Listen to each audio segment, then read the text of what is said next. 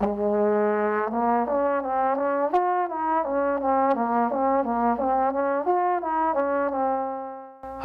my name is Andrew Hakenewerth, and I'm a trombone and low and brass instructor for REW Music. The best thing about teaching music is getting to see that flash of, oh, I get it, in your students' eyes when you teach them a concept. Very often when you're in a private lesson format, away from your ensemble, you have these particular playing issues, especially when you start off really young, and there's a little bit of a frustration whenever you struggle with something, whether it's with range or articulation or tonality or so on and so forth. So when you break it down into its smallest part and you're able to make them more aware of what they're doing, and it's less of, oh, I'm unable to do this, and oh, I just haven't been able to do it yet. And when you see that sparkle, that's what makes it worth it. I make lessons fun by keeping my students constantly playing throughout the entirety of the lesson. Very often when we're in a school setting, we have to sit at our desks and not just pay attention and not really get to participate with what we're doing.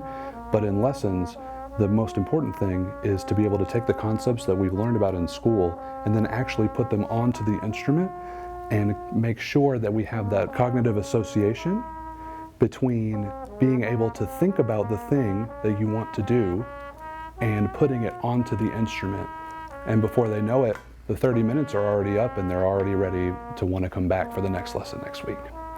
I think the most memorable success story that I've had in my studio is I have a student that plays trombone who was recently switched to tuba in their school ensemble because they have more of an affinity for the lower range of their instrument, and they often struggle with playing closer to the high B flat, high D of their range. And after about a couple of lessons, we learned that it wasn't a situation where they were unable to do it, they just approached it in the wrong way, and now we no longer have those range issues. And the student now gets to not only play tuba in their school ensemble, but they get to play lead trombone in their jazz band.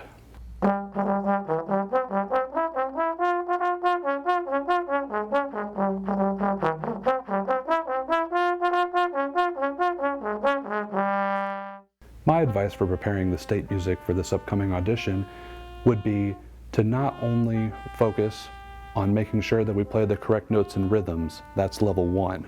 but we also need to make sure that we identify each of the terms on the page so that way we have an exact idea of what we need to do musically in each of those lines. Because having those terms defined, in addition to playing correct notes and rhythms, will be the difference between playing in the first seat and in a middle seat.